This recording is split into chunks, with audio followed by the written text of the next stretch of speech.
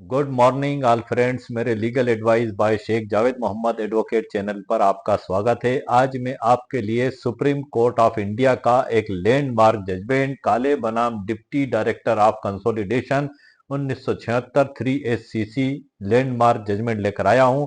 इसे आप पारिवारिक समझौता विलेख के रीढ़ की हड्डी कह सकते हैं। जैसे शरीर में रीढ़ की हड्डी का महत्व होता है, उसी तरीके से ये सबसे पुराना और एक इसमें जो महत्वपूर्ण सिद्धांत प्रतिपादित किए गए, इस पे हम महत्वपूर्ण सिद्धांतों पर आज के इस वीडियो में चर्चा करेंगे। इस वीडियो में ट्रायल कोर्ट से लेकर सर्वोच्च न्यायालय के फैसले, प्रकरण के तथ्य और महत्वपूर्ण जो सिद्धांत प्रतिपादित किए गए उन सब पर हम चर्चा करेंगे। स्टोपल का सिद्धांत भी इसमें बताया गया है और कुल 6 महत्वपूर्ण सिद्धांत, सर कितने, कुल 6 महत्वपूर्ण सिद्धांत इसमें सर्वोच्च न्यायालय के द्वारा प्रतिपादित किए गए हैं। उनको मैंने सरल व्याख्या के साथ ई बुक पीडीएफ के अंदर जजमेंट के बीच में ही लिखा हुआ है, उसी में से मैं उसमें आपके आगे की जानकारी दूंगा। साथ ही 12 साल बाद रोशन सिंह बनाम जेल सिंह AER 1988 AC 881, ये एक लैंडमार्क जजमेंट सर्वोच्च न्यायालय के द्वारा दिया गया था। ये काले बनाम डिप्टी डायरेक्टर के 12 साल बाद, और इसमें भी सेम सिद्धांतों को दोहराया गया था। और उसके बाद जो है कि 2020 जितेंद्र कौर ग्रेवाल बनाम मंजीत कौर AIR 2020 में भी इन्हीं सिद्धांतों को दोहराया गया है। और उसके बाद एक बड़ा ही लैंडमार्क जजमेंट जो है कि विनीता शर्मा विरुद्ध राकेश शर्मा 2020 ACC, इसमें भी इन्हीं सिद्धांतों को कहीं ना कहीं बताया गया है। रजिस्ट्रेशन एक्ट 1908 की धारा 17 और 49, इस पर भी हम आज के वीडियो में चर्चा करेंगे। हमारा आज का वीडियो का बिना रजिस्ट्री के बंटवारा मान्य किस प्रकार से होगा, मुख्य मुद्दा यही है सर। पिछला वीडियो भी मैंने बनाया है इसी टॉपिक पर, उसकी ई बुक पीडीएफ भी मेरे द्वारा लिखी गई है और उसको उसी वीडियो के नीचे डिस्क्रिप्शन बॉक्स में मेरे द्वारा उसके लिंक दे दी गई है। और ये जो वीडियो है सर, इसकी ई बुक की लिंक भी इसी वीडियो के नीचे डिस्क्रिप्शन बॉक्स में मेरे द्वारा दे दी गई है। यदि आपको आवश्यकता महसूस हो तो आप इसको वहां से खरीद सकते हैं। आज के वीडियो में हम इस मुख्य मुद्दे पर ही चर्चा करेंगे, बंटवारे के ऊपर लेकर क्या बिना रजिस्ट्री के बंटवारा मान्य है। इस टॉपिक पर भी मैंने स्पेशल वीडियो बनाया है जो मेरे चैनल पर अपलोडेड है। उसमें भी मैंने इन सभी जजमेंटों का हवाला दिया है। रोशन सिंह का मामला जो 1988 का है, काले मामला जो 1976 का है, रविंद्र कौर का 2020 का है, और जो है कि विनीता शर्मा 2020 का, इन सभी जजमेंटों के हवाले भी उन पिछले वीडियो में दिए हैं, लेकिन मुफ्त सर से, मतलब संक्षिप्त में दिए हैं। लेकिन आज के इस वीडियो में हम इसकी व्याख्या करेंगे उन 6 सिद्धांतों की, खासतौर से जो इसमें प्रतिपादित किए हैं। तो आइए सर, मैं आपको आगे की जानकारी ई बुक पीडीएफ के अंदर से देता हूं। Let's go. सर्वोच्च न्यायालय के इन फैसलों के आधार पर जो पारिवारिक बंटवारा विलेख जो अतीत में हो चुका है, उसकी ड्राफ्टिंग किस प्रकार से की जाएगी, इसको भी मैंने इस ई बुक पीडीएफ के अंदर आपके लिए तैयार की हुई है। और उसके समर्थन में लगने वाले शपथ पत्र की ड्राफ्ट भी इस ई बुक पीडीएफ के अंदर मेरे द्वारा तैयार की गई है, जिसकी जानकारी मैं आपको आगे दूंगा। जो हम पहले 6 सिद्धांतों पर चर्चा कर लें, और इन ड्राफ्टिंगों के अंदर इन सर्वोच्च न्यायालय के फैसलों के सभी सिद्धांतों को ध्यान में रखते हुए सर मैंने आपके लिए तैयार की है कि यदि आपको परिवार में जो अतीत में आपका बंटवारा हो चुका है उसको यदि आप लिखित रूप देना चाहते हैं तो इन शर्तों का आप जरूर ध्यान रखें। तभी आप रजिस्ट्रेशन एक्ट 1908 की धारा 17 के तहत आपको रजिस्ट्रेशन नहीं करवाना पड़ेगा, मतलब रजिस्ट्रेशन से आपको छूट मिल सकेगी। और यदि आपने उसको गलत तरीके से लिख लिया तो आपको रजिस्ट्रेशन एक्ट 1908 की धारा 17 के तहत उसका रजिस्ट्रेशन करवाना आवश्यक होगा। यदि आपने उसको रजिस्ट्रेशन नहीं करवाया तो धारा 49 के तहत वो कोर्ट उसको साक्ष्य में ग्राह्य नहीं मानेगी। ये सभी तथ्यों को ध्यान में रखते हुए इन ड्राफ्ट को तैयार किया गया। अब हम आगे बढ़ते हैं। सर, आप कंप्यूटर स्क्रीन पर देख रहे हैं ई बुक काले और अन्य बनाम उपनिदेशक समेकन अन्य 21 जनवरी AC 1976 बिना रजिस्ट्रेशन के बंटवारा मान्य है। इसमें सबसे महत्वपूर्ण नंबर 1 बात है, परिवार की एकता जमीन की रजिस्ट्री से बड़ी है, इसमें बताया गया है। दूसरी बात बताई गई है, यदि एक बार समझौता हो गया और सब ने अपनी अपनी जमीन पर कब्जा ले लिया तो वह पत्थर की लकीर के समान है। अब हम सीधे पैरा क्रमांक 6 पर चलते हैं सर, इस जजमेंट के, जिसमें जो 6 सिद्धांत प्रतिपादित किए गए हैं उनकी सरल व्याख्या भी मैंने उसी के नीचे की हुई है, हम उस पर चर्चा करते हैं।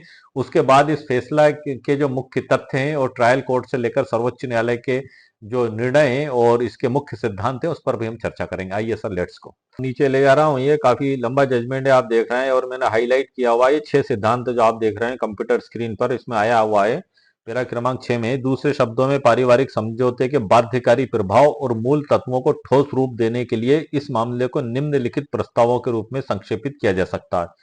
अब ये 6 सिद्धांत इसमें दिए गए हैं मैं इसमें मुख्य बात आपको पढ़ के सर बता देता हूँ, जो मैंने अंडरलाइन की हुई है चौथे पैरा की। और उसके बाद ये 6 सिद्धांत जो आप देख रहे हैं, इनकी सरल व्याख्या भी मैंने नीचे की है, पैरा क्रमांक 4 में है। यह सर्वविदित है कि पंजीकरण तभी आवश्यक होगा जब पारिवारिक व्यवस्था की शर्त लिखित रूप में दर्ज हो। यहाँ भी पारिवारिक व्यवस्था की शर्तों और विवरणों वाले दस्तावेज और पारिवारिक व्यवस्था हो जाने के बाद अभिलेख के उद्देश्य से या आवश्यक परिवर्तन करने के लिए न्यायालय को सूचित करने हेतु तैयार किए गए मात्र ज्ञापन के बीच अंतर किया जाना चाहिए। और ऐसे मामले में ज्ञापन स्वयं अचल संपत्तियों में किसी भी अधिकार का सृजन या समाप्ति नहीं करता है और इसलिए पंजीकरण अधिनियम की धारा 17(2) के दायरे में नहीं आता है और इसलिए पंजीकरण अनिवार्य रूप से पंजीकरण योग्य नहीं है। ये पैरा क्रमांक 4 में जो उसकी व्याख्या पैरा क्रमांक 6 है और उसके अंदर के ये पैरा क्रमांक 4 मैंने आपको पढ़ के बताया है। और पैरा क्रमांक 1 में है कि पारिवारिक समझौता वास्तविक होना चाहिए ताकि परिवार के विभिन्न सदस्यों के बीच संपत्ति के निष्पक्ष और न्याय संगत विभाजन या आवंटन द्वारा पारिवारिक विवादों और प्रतिद्वंदिता दावों का समाधान किया जा सके। मतलब वास्तविक होना चाहिए, काल्पनिक नहीं होना चाहिए कि आपने सिर्फ कागज पे लिख लिया और फिजिकली रूप से आपने कोई बंटवारा नहीं किया, तो वो इसमें सख्त निर्देश दिए गए हैं। तो ये पूरे 5 सिद्धांत जो प्रतिपादित किए गए हैं सर, उनकी सरल व्याख्या मैंने नीचे की हुई है और उनको सरल शब्दों में मैंने आप लोगों के लिए विशेष तौर से तैयार किया है। जो अभी 6 सिद्धांत आपको मैंने कंप्यूटर स्क्रीन पे बताए हैं, उन्हीं की सरल व्याख्या जो मैंने की है सर, उसी की मैं आपको जानकारी दे रहा हूँ। और जिसमें नंबर 1 है के जो 6 सिद्धांत काले बनाम deputy director of consolidation 1976 3SCC फैसले में जो दिए गए हैं, वो मैं आपको सर बड़ी सरल भाषा में आपके लिए मैंने तैयार किया है ताकि आप इसको समझ सकें। जिसमें नंबर 1 है दिखावा नहीं हकीकत, जीनियन इंटेंशन। परिवार का बंटवारा सिर्फ कागजों पर नहीं बल्कि असलियत में होना चाहिए। इसका मुख्य उद्देश्य परिवार के झगड़ों को खत्म करना और सबको उनका जायज हक देना चाहिए। नंबर 1 हो गया सर। दूसरा है मर्जी अपनी, दबाव नहीं, फ्री कॉन्सेंट होना चाहिए। समझौता अपनी मर्जी से होना चाहिए। अगर किसी को डरा धमका कर, लालच देकर या धोखे से दस्तखत करवाए गए हैं तो वह बंटवारा कानून की नजर में शून्य, जीरो होगा। ये सर्वोच्च न्यायालय के द्वारा जो सिद्धांत प्रतिपादित किए गए सर, मैं आपको बता रहा हूं, ये बड़ा ही महत्वपूर्ण जजमेंट है। अब तीसरा इसमें जो आता है, जुबान की भी कीमत, ओरल इज लीगल। कानून कहता है कि जरूरी नहीं कि हर बंटवारा लिखित में हो। अगर परिवार के सदस्यों ने आपस में मौखिक ओरल बंटवारा कर लिया है तो वह पूरी तरह मान्य है और उसे रजिस्टर करा। चौथा पॉइंट है सर इसमें, बंटवारा नामा बनाम याददाश्तनामा, डीड वर्सेस मेमोरेंडम।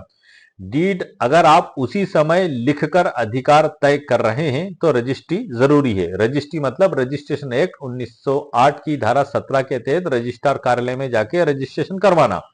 दूसरा है मेमोरेंडम। ही अगर बंटवारा पहले मौखिक हो चुका है और अब आप सिर्फ उसे एक याददाश्त के तौर पर कागज पर लिख रहे हैं ताकि रिकॉर्ड रहे, तो उसे रजिस्ट्री की बिल्कुल जरूरत नहीं है। पांचवा सिद्धांत है सर्वोच्च न्यायालय का, पुराना अधिकार।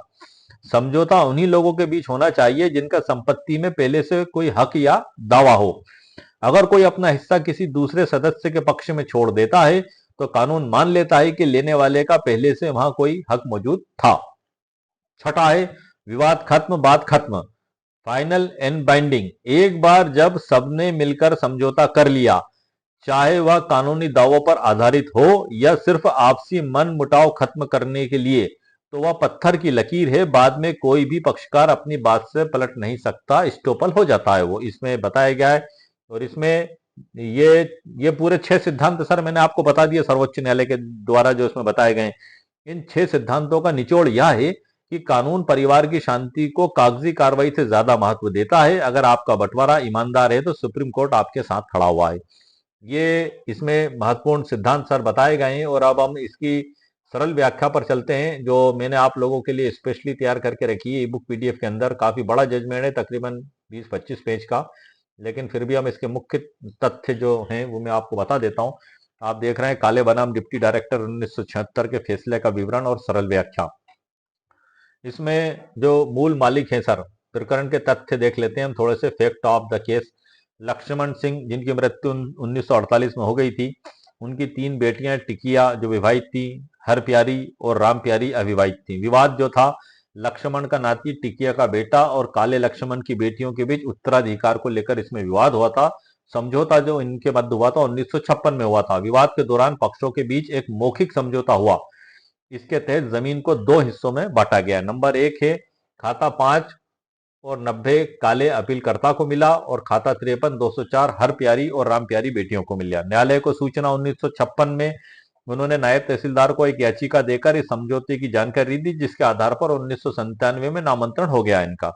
कौन से बंटवारे के आधार पर सर? जो इनके बीच में मौखिक बंटवारा हुआ था उसके आधार पर नामांतरण भी हो गया। तो आप इस बात को भी ध्यान रखें कि यदि आपको भी नामांतरण में कोई रुकावट आ रही है तो आप सर्वोच्च न्यायालय के इस लैंडमार्क जजमेंट का हवाला नायब तहसीलदार महोदय और तहसीलदार महोदय को दे सकते हैं, क्योंकि भारत के संविधान के अनुसार सर्वोच्च न्यायालय के द्वारा जो भी निर्णय पारित किए जाते हैं वो सभी अधीनस्थ न्यायालयों को उसके अनुसार, उन सिद्धांतों के अनुसार कार्य करना होता है, मानना होता है। भारत के संविधान में भी बताया गया है। अब हम इसमें आगे चलते हैं कि न्यायालय को सूचना 1956 में इसमें हुई और नामांतरण उनका हो गया। नया विवाद 1964 में हुआ। चकबंदी के समय बेटियों ने समझौते को यह कहकर चुनौती दी कि यह रजिस्टर्ड नहीं था, इसलिए इसकी कोई कानूनी कीमत नहीं है।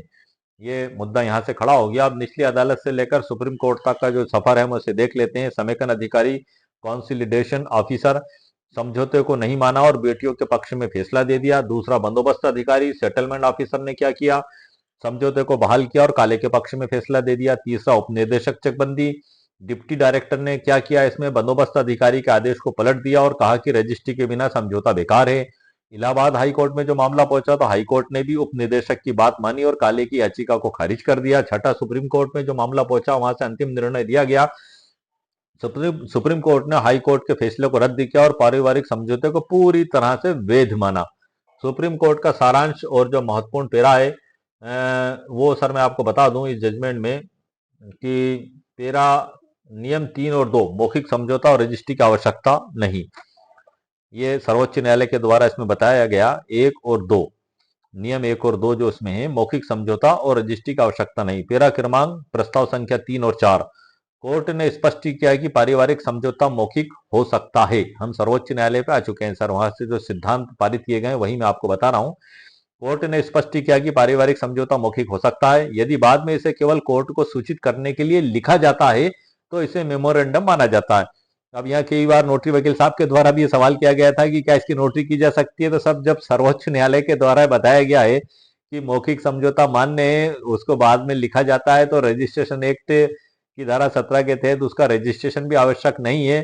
तो उस दस्तावेज को अटेस्ट करने में आपको भी सर कोई कानूनी रुकावट नहीं है। ये सर्वोच्च न्यायालय के इस फैसले की जब आप इंटरप्रिटेशन करेंगे तो आप खुद एडवोकेट हैं, आप खुद समझ सकते हैं इस बात को। मैं आगे बढ़ता हूं इसमें कि यदि एक बार फिर पढ़ देता हूं तो इसे कोर्ट ने स्पष्ट किया कि पारिवारिक समझौता मौखिक हो सकता है यदि बाद में इसे केवल कोर्ट को सूचित करने के लिए लिखा जाता है तो उसे मेमोरेंडम माना जाता है। ये इसकी ड्राफ्ट किस प्रकार से होगी, उसके साथ लगने वाले शपथ पत्र की ड्राफ्ट भी इसी ई बुक पीडीएफ के अंदर मैंने तैयार करके रखी है, क्योंकि यदि आपको प्रैक्टिकली आवश्यकता है तो आप मेरे इसी बुक के अंदर से उस ड्राफ्ट को प्राप्त कर सकते हैं और आपकी ड्राफ्टिंग तैयार कर सकते हैं। लेकिन इसमें आप आपके स्वी विवेक का भी इस्तेमाल करें, वकील साहब से भी आप सलाह मशवरा करें। लेकिन जो इन सर्वोच्च न्यायालय के जो जजमेंट है उनके आधार पर उसकी समस्त कानूनी बातें उन ड्राफ्ट के अंदर लिखी हैं जो मैं अभी आपको आगे बताने जा रहा हूं। पहले हम इसको यहाँ पूरा कर लेते हैं सर। अब इसका अंश जो है पारिवारिक व्यवस्था मौखिक भी हो सकती है, ऐसी स्थिति में पंजीकरण आवश्यक नहीं है। मेमोरेंडम स्वयं अचल संपत्तियों में किसी भी अधिकार का सृजन नहीं करता, इसलिए अनिवार्य रूप से पंजीकरण योग्य नहीं है। नंबर तीसरा बताया इसमें पुराने बंटवारे की जानकारी साक्ष्य में मान्य है।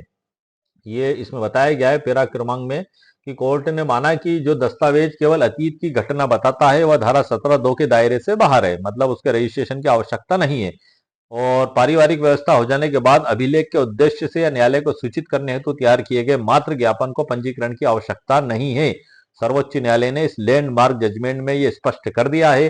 तकनीकी कमियों पर समझौता रद्द न करना, यह भी बताया है सर। अदालत का कर्तव्य भी बताया गया है।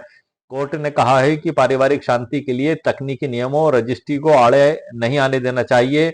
न्यायालयों ने तकनीकी या तुच्छ आधारों पर पारिवारिक व्यवस्था को भंग करने के बजाय उसे बनाए रखने का पक्ष लिया है।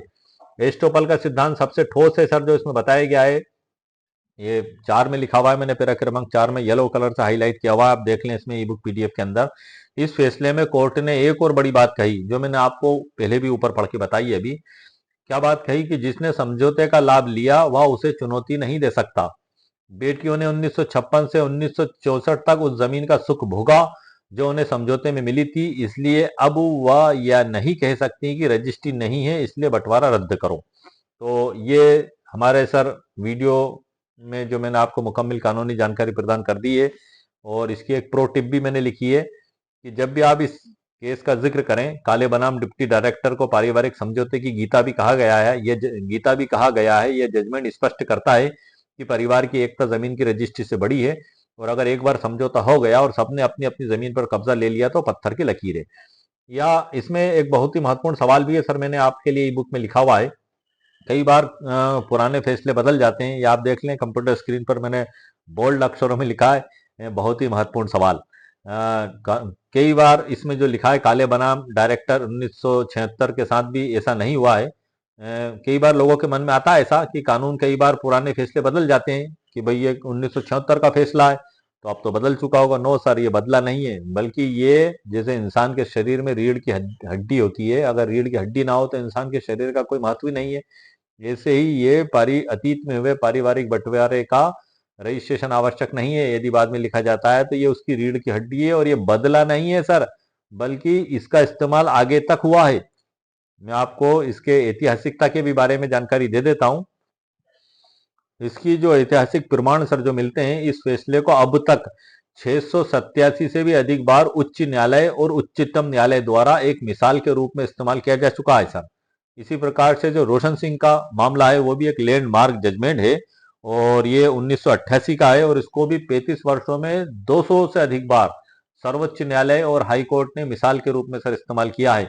और ये सवाल उठता है कि 1976 का फैसला है, कोई नए जजमेंट आ गए होंगे इसके ऊपर, तो ऐसा नहीं है सर। इसी जजमेंट का हवाला बाद के भी जजमेंटों में दिया गया है। किन किन जजमेंटों में दिया गया है? नंबर 1 रोशन सिंह बनाम जेल सिंह AIR 1988 SC 881, दूसरा रविंद्र कौर गिरवाल बनाम मंजीत कौर AIR 2020, और एक विनीता शर्मा विरुद्ध राकेश शर्मा 2020 सुप्रीम कोर्ट, ये भी 2020 का जजमेंट है। तो इन्हीं सिद्धांतों को सर फॉलो किया गया है, और इसके अलावा भी कई जजमेंटों में सर किया गया है। तो ये एक बड़ा ही महत्वपूर्ण जजमेंट है।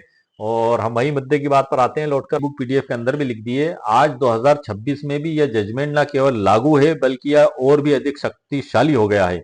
सुप्रीम कोर्ट ने हाल के वर्षों में कई बार इस फैसलों का आधार मानकर नए जजमेंट भी दिए हैं, और वर्तमान स्थिति का पूरा विवरण दिया जा रहा है। क्या यह अभी भी लागू है? हाँ सर, 100% लागू है। काले 1976 3 जजों की बेंच का फैसला है सर, जिसे अभी तक किसी बड़ी बेंच ने नहीं बदला है। माननीय न्याय व्यवस्था, भारतीय न्याय व्यवस्था में जब तक कोई बड़ी बेंच जैसे कि 5 जजों की बेंच इसे ना बदल दे, या देश का सर्वोच्च कानून बना रहता, और यह अभी भी बना हुआ है। हाल ही में 6 जनवरी 2026 और वर्ष 2025 के दौरान भी विभिन्न उच्च न्यायालयों जैसे बॉम्बे और इलाहाबाद हाई कोर्ट ने अपने फैसलों में काले बनाम डिप्टी डायरेक्टर का हवाला देते हुए सादे कागज पर किए गए बंटवारे को सही माना है। इससे भी अधिक प्रभावशाली आधुनिक जजमेंट है रविंद्र कौर ग्रेवाल बनाम मंजीत कौर 2019 SC का, जिसमें भी इन्हीं सिद्धांतों को सर दोहराया गया है। इस केस में सुप्रीम कोर्ट ने काले जजमेंट पर भरोसा करते हुए कहा कि पारिवारिक समझौते का मेमोरेंडम MOU रजिस्टर्ड होना जरूरी नहीं है।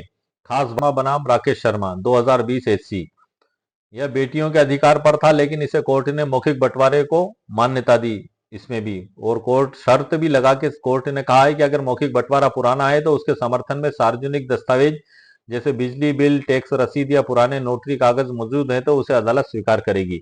2025 के नवीनतम अपडेट भी है सर इसमें कुछ जो मैंने इसमें लिखे हुए हैं।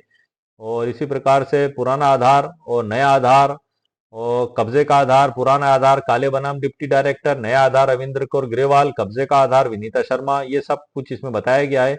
तो आज के इस जजमेंट में जो एक लैंडमार्क जजमेंट है उसमें पारिवारिक बंटवारे की एक बड़ी महत्वपूर्ण एक सिद्धांत प्रतिपादित किए गए हैं कि यदि अतीत में कोई बंटवारा हो चुका है और उसको उस बंटवारे के पालन में सभी अपने अपने हिस्से पर कब्जा कर चुके हैं, जैसे किसी को मकान मिला, किसी को जमीन मिली, किसी को फार्म हाउस मिला, या जो भी है, और उस हिसाब से उन्होंने अपना जीवन जीना चालू कर दिया है और कई साल बाद उसको मेमोरेंडम के रूप में लिखते हैं, तो उसकी रजिस्ट्रेशन एक्ट 1908 के तहत उसका रजिस्ट्रेशन जरूरी नहीं है, और बिना रजिस्ट्रेशन के ही वो मान्य है।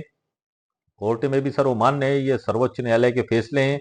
जो सबसे पुराना फैसला है ये सर, जो मैंने आपको बताया, काले वाला, काले 1976 वाला, काले बनाम डिप्टी डायरेक्टर ऑफ कंसोलिडेशन 1976 का है ये। उसके बाद फिर भी 4 जजमेंट और मैंने आपको बताया, और उसके बाद भी कई जजमेंटों में इसका हवाला दिया गया है। तो आज के इस वीडियो में सर मैंने आपको मुकम्मल कानूनी जानकारी प्रदान कर दी है, और हमारा आज का वीडियो मुख्यतः सर्वोच्च न्यायालय के इसी फैसले पर आधारित था। और इसी से रिलेटेड मैंने जो रोशन सिंह का मामला है सर, इस पे भी स्पेशल वीडियो बनाया है, रोशन सिंह बनाम जेल सिंह AIR 1988, और मेरे चैनल पर अपलोडेड है। और क्या रजिस्ट्री के बिना बंटवारा मानने, इस पे भी सर मैंने स्पेशल वीडियो बनाया है, उसमें सभी फैसलों को संक्षिप्त में मैंने आपके लिए समझाया है। और ये स्पेशल काले बनाम डिप्टी डायरेक्टर का फैसला है, और उसके बाद फिर रविंद्र कौर ग्रेवाल बनाम मंजीत कौर पे मैं नेक्स्ट वीडियो आपके लिए बनाऊंगा, और विनीता शर्मा विरुद्ध राकेश शर्मा का भी सर मैं स्पेशल वीडियो बनाऊंगा। तो आज के वीडियो में सर मैंने आपको मुकम्मल कानूनी जानकारी प्रदान कर दी है, और उम्मीद है आपको मेरा वीडियो पसंद आया होगा। मेरे वीडियो को आप लाइक भी करें, शेयर भी करें और सब्सक्राइब भी करें। ये जो जानकारी मैंने दी है सर, ई बुक PDF के अंदर से दी है, इसके लिंक इस वीडियो के नीचे डिस्क्रिप्शन बॉक्स में मेरे द्वारा दे दी गई है। 199 रुपीज कीमत इसकी मेरे द्वारा रखी गई है। यदि आपको आवश्यकता महसूस हो तो आप इसको वहां से खरीद सकते हैं। खरीदने की प्रक्रिया भी मैं अभी आपको आगे बता दूंगा। मेरे को वीडियो के दौरान ही एक बात ध्यान आ गई कि मैंने आपको अभी उसकी ड्राफ्टिंग और शपथ पत्र नहीं बताया है, कि यदि आपको आपके परिवार में आवश्यकता पड़ जाती है तो आप किस प्रकार से, किन नियमों को ध्यान में रखते हुए ड्राफ्ट करेंगे, और उसके साथ शपथ पत्र किस प्रकार से लगाएंगे। आइए सर मैं आपको वो बता देता हूँ, उसके बाद फिर मैं इसका समापन वीडियो का करूंगा। आइए सर, ई बुक PDF में मैंने आपके लिए एक रेडीमेड ड्राफ्ट भी तैयार किया है अतीत में हुए पारिवारिक बंटवारे का। यदि आप आपके पारिवारिक बंटवारा लिखना चाहते हैं जो अतीत में हुआ है, तो आप इस ग्राउंड के आधार पर उसको लिख सकते हैं। इसमें मैंने सर्वोच्च न्यायालय के द्वारा जो सिद्धांत प्रतिपादित किए गए हैं उनको ध्यान में रखते हुए इस ड्राफ्ट को तैयार किया है, ताकि ये रजिस्ट्रेशन एक्ट 1908 की धारा 17 के थे रजिस्ट्रेशन से आपको छूट इसमें प्राप्त हो सके। अब मैं ड्राफ्ट को पढ़ने जा रहा हूं, और ई बुक के अंदर लिखा हुआ है उसी में से मैं पढ़ रहा हूं। यदि आपको आवश्यकता महसूस हो तो आप इस ई बुक PDF को खरीद भी सकते हैं। सबसे ऊपर लिखना है सर इसमें, अतीत के मौखिक बंटवारे की याददाश्त पुष्टि पत्र, memorandum of past oral family partition draft, दिनांक और इधर स्थान, पक्षकारों का विवरण सर पूरा लिख दें, नाम, पिता का नाम, उम्र, जाति, निवासी, Aadhaar number, mobile number, email ID, और उसके बाद घोषणा और पुष्टि, डिक्लेरेशन ऑफ ट्रूथ। हम सभी पक्षकार आज दिनांक को, जो भी आपकी तारीख हो वहां लिख दें, जगह छोड़ दिए, यह सत्य घोषित करते हैं कि नंबर 1, यह कि हम सभी पक्षकार एक ही संयुक्त हिंदू परिवार के सदस्य हैं, और हमारे पिता, पूर्वज, स्वर्गीय जो भी नाम हो आप यहाँ लिख दें, के समय से ही हम पैतृक संपत्ति के संयुक्त स्वामी रहे हैं। नंबर 2, यह कि आज से लगभग जितने भी वर्ष पूर्व आपका बंटवारा हुआ है वो वर्ष आप यहाँ लिख दें। हमारे बुजुर्गों और स्थानीय पंचायत की मौजूदगी में परिवार की सुख शांति हेतु मौखिक रूप से ओरल संपत्ति का पूर्ण बंटवारा कर दिया गया है। नंबर 3 पैरा, यह कि उस समय कोई लिखित दस्तावेज नहीं बनाया गया था, परंतु उक्त मौखिक बंटवारे के तुरंत बाद ही सभी पक्षकारों ने अपने अपने आवंटित हिस्सों पर स्वतंत्र कब्जा प्राप्त कर लिया, एक्सक्लूसिव पोजीशन प्राप्त कर लिया। नंबर 4 पॉइंट आएगा, यह कि पिछले वर्षों में जो भी हो आपका लिख दें, वर्षों से हम सभी पक्षकार अपने अपने हिस्सों पर स्वतंत्र रूप से खेती आबलिक निवास कर रहे हैं, और राजस्व रिकॉर्ड में भी पृथक पृथक रूप से काबिज हैं, और हमारे बीच अधिकारों का कोई विवाद शेष नहीं है।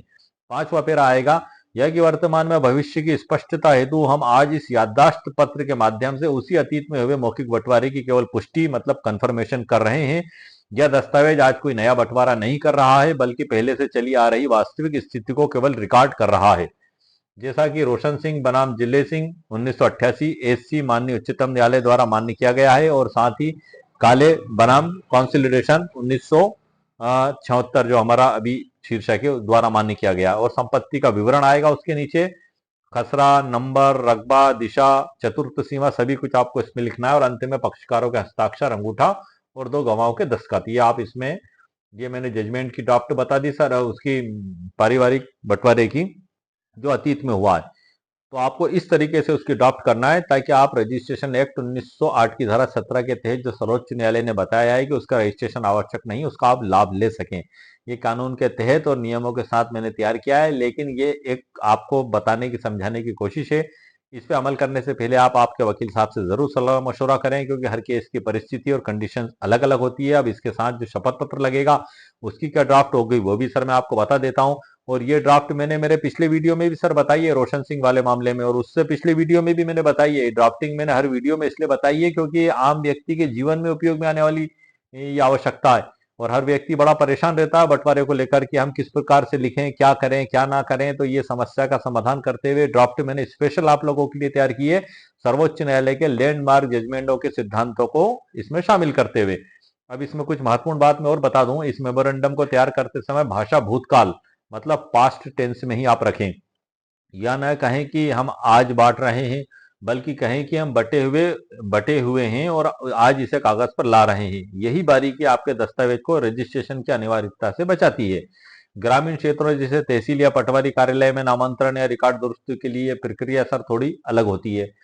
तो इसमें जो है कि याददाश्त पत्र के साथ लगाए जाने वाला शपथ पत्र, उसकी ड्राफ्ट क्या होगी मैं आपको बता देता हूं। आप देख रहे हैं ऊपर बोल्ड अक्षरों में लिखना है, शपथ पत्र एफिडेविट ग्रामीण आबलिक कृषि भूमि हेतु ड्राफ्ट, समक्ष तहसीलदार आबलिक नायब तहसीलदार महोदय, जिला आपका जो भी हो। ऊपर नंबर 1 में मैं पक्षकार, नाम, पिता, उम्र, जाति, निवासी, आधार कार्ड नंबर, मोबाइल नंबर आपका इसमें पूरा लिख दें। और फिर नंबर 1 पर आएगा, मैं शपथ पूर्वक सत्य कथन करता हूं कि, और यदि महिला है तो सत्य कथन करती हूं कि, यह कि मैं ग्राम जो भी हो पटवारी, हल्का नंबर, तहसील, जिला का निवासी हूं और इसमें स्थित खसरा नंबर, रकबा, कुल रकबा, हेक्टेयर वाली कृषि भूमि का सह खातेदार और स्वामी हूं। दूसरा पैरा आएगा शपथ पत्र की ड्राफ्ट का, ये कानूनी सिद्धांतों के तहत तैयार किया है सर मैंने आपको, स्पेशल ड्राफ्ट आप लोगों के लिए तैयार की। दूसरा, मैं शपथ पूर्वक सत्य कथन करता हूं कि उक्त भूमि हमारे परिवार की संयुक्त पैतृक संपत्ति है, जिसका आज से लगभग जितने भी समय पहले आपका हुआ है बंटवारा जो भी है, हमारे बुजुर्गों एवं ग्राम पंचायत की उपस्थिति में मौखिक पारिवारिक बंटवारा हो चुका है। तीसरा नंबर आएगा सर इसमें, मैं शपथ पूर्वक सत्य कथन करता हूं कि उक्त मौखिक बंटवारे के उपरांत हम सभी पक्षकार अपने अपने हिस्से पर पृथक पृथक रूप से काबिज हैं और स्वतंत्र रूप से कृषि कार्य कर रहे हैं। मेरा कब्जा, खसरा नंबर, रकबा और उसकी उत्तर दक्षिण पूर्व पश्चिम दिशा लिख दें और रकबे वाले हिस्से पर है। चौथा नंबर आएगा, मैं शपथ पूर्वक सत्य कथन करता हूं कि उक्त पुराने मौखिक बंटवारे की पुष्टि हेतु हमने आपसी सहमति से एक याददाश्त बंटवारा नामा मेमोरेंडम ऑफ पार्टीशन तैयार किया है, जिसकी प्रमाणित प्रति इस शपथ पत्र के साथ संलग्न है, जो जिसकी ड्राफ्ट मैंने जस्ट अभी आपको ऊपर बताई है और इस ई बुक पीडीएफ के अंदर वो लिखी हुई भी है। पांचवा पेरा आएगा, मैं शपथ पूर्वक सत्य कथन करता हूं कि उक्त बंटवारे को राजस्व रिकॉर्ड खतौनी खसरा B1 में दर्ज करने हेतु यह शपथ पत्र प्रस्तुत है। हमारे परिवार के किसी भी सदस्य को उक्त खसरे के विभाजन या नामांतरण पर कोई आपत्ति नहीं है।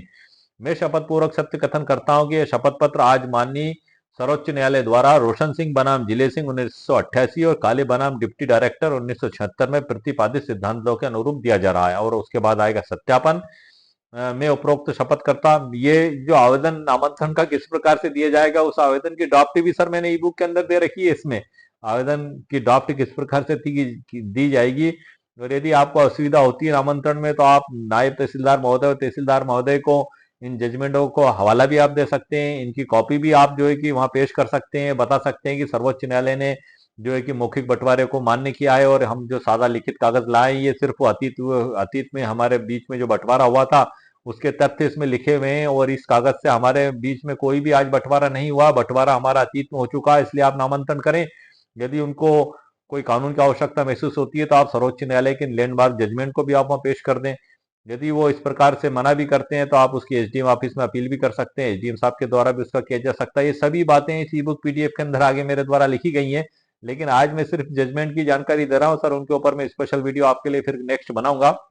आखिरी में आएगा शपथ पत्र में सत्यापन, उपरोक्त शपथ करता है सत्यापित करता हूं कि शपथ पत्र की पेरा क्रमांक 1 से 6 तक की जानकारी मेरे निजी ज्ञान से सत्य एवं सही है, इसमें कुछ भी नहीं छुपाया गया है। तो ये आप सर इसमें विशेष ध्यान रखें कि फोती नामांतरण के बाद अक्सर पिता की मृत्यु के बाद सभी भाइयों के नाम संयुक्त रूप में फोती नामांतरण में दर्ज हो जाते हैं। उस समय यह शपथ पत्र और याददाश्त पत्र तहसील में पेश करके आप अपनी जमीन का बंटवारा या विभाजन आसानी से करवा सकते हैं। पटवारी का रोल क्या होगा इसमें, ग्रामीण क्षेत्रों में याददाश्त पत्र के साथ पटवारी की कब्जा रिपोर्ट भी लगनी चाहिए, जो यह साबित करे कि आप वास्तव में उस हिस्से पर सालों से खेती कर रहे हैं। स्टाम्प शुल्क का मसला अगर आता है, क्योंकि यह पुराने बंटवारे की केवल पुष्टि है, इसलिए इस पर कोई भी भारी स्टाम्प ड्यूटी नहीं लगती, केवल नोटरी और मामूली हलफनामा शुल्क पर्याप्त होता है। शपथ पत्र इसी से आपका सर काम हो जाएगा। इस सर्वोच्च न्यायालय के लैंडमार्क जजमेंटों के हवाले से मैं कह रहा हूं सर, जो मैंने अभी आपको पूरे सिद्धांत बताए हैं, और इस ई बुक पीडीएफ के अंदर काफी कुछ सर लिखा हुआ है जो मैंने आपको जानकारी दी है, पूरी डिटेल जानकारी इस ई बुक पीडीएफ के अंदर है। इसके लिंक इस वीडियो के नीचे डिस्क्रिप्शन बॉक्स में मेरे द्वारा दे दी गई है। 199 रुपीज कीमत इसकी मेरे द्वारा रखी गई है। यदि आपको आवश्यकता महसूस हो तो आप इसको खरीद भी सकते हैं। खरीदने का तरीका यह है कि वीडियो के नीचे जो लिंक दी गई है उस पर आप जैसे ही क्लिक करेंगे तो आपके सामने भुगतान का ऑप्शन आएगा। जैसे ही आप 199 का भुगतान करेंगे, आपकी ईमेल आईडी पर मैसेज आएगा, वहां पर आपको डाउनलोड लिखा दिखाई देगा। जैसे ही आप डाउनलोड पर क्लिक करेंगे तो आपके कंप्यूटर, मोबाइल, स्मार्टफोन पर डाउनलोड हो जाएगी। वहां पर आप इसको पढ़ सकते हैं और इसके आधार पर आप आपके आवेदन की ड्राफ्ट, आपका अतीत में हुआ पारिवारिक बंटवारेनामे की ड्राफ्ट, उसके साथ में लगने वाले शपथ पत्र के आप ड्राफ्ट तैयार कर सकते हैं। यदि आप वकील साहब से तैयार कराते हैं तो आप वकील साहब को भी इसमें हेल्प हो जाएगी, क्योंकि कई बार ऐसा होता है कि हम जब ड्राफ्ट लिखने बैठते हैं तो हमें बहुत सी बातें, कानून तो सभी वकील जानते हैं, लेकिन भूलवश कई बातें रह जाती हैं। मैं खुद भी एक एडवोकेट हूं, लेकिन इतने सिलसिलेवार ये सारी बातें अगर मैं लिखाने बैठूं तो संभव है कि इसमें कुछ बातें छूट जाए। इसलिए मेरे द्वारा एक नोट्स के रूप में तैयार किया गया है कि आप इन सभी बातों को शामिल करते हुए आप उसको लिखवाएं, ताकि आपको तहसीलदार महोदय के समक्ष पेश करने के बाद ये ना लगे कि इसमें कुछ कमियां रह गई हों हमारी। वरना तहसीलदार साहब अगर उस कानून को पूरा जानकर बैठे हैं तो आपके सामने फौरन कुछ ना कुछ बात रख देंगे। तो आपको परेशानियों से बचने के लिए एक मेरा कोशिश है, एक सर प्रयास है, और इस ई बुक पीडीएफ को भी लिखने का मेरा यही प्रयास है कि इसके आधार पे आपकी कोई प्रॉब्लम सॉल्व हो सके। और ये दावा नहीं है सर, सिर्फ कोशिश है, ये मेरा प्रयास है। आप मेरे द्वारा दी गई जानकारी, मेरे वीडियो के अंदर दी गई जानकारी, ई बुक के अंदर दी गई जानकारी, इस पे अमल करने से पहले आप वकील साहब से जरूर सलाह मशवरा करें। ये सिर्फ आपको एक समझाने की कोशिश है, कोई दावा नहीं है सर। और वकील साहब आपको जो सलाह देते हैं उसके आधार पर आप आगे की कार्रवाई जरूर करें। और बतौल हेल्प में आप ये इस ई बुक पीडीएफ को भी आप देख सकते हैं। इसको कोर्ट, कचहरी, अदालत में, थाने में कहीं पेश नहीं कर सकते। एक पीडीएफ है सर, एक नोट्स है ये, लेकिन आपकी प्रॉब्लम को सॉल्यूशन करने के लिए मेरे द्वारा तैयार किया गया है। और मुझे यकीन है कि ये किसी ना किसी रूप से आपकी प्रॉब्लम को सॉल्यूशन जरूर करेगा। तो आज की वीडियो में सर मैंने आपको मुकम्मल कानूनी जानकारी प्रदान कर दी है। उम्मीद है आपको मेरा वीडियो पसंद आया। मेरे वीडियो को आप लाइक भी करें, शेयर भी करें और सब्सक्राइब भी करें। ओके, शुक्रिया, थैंक यू सर।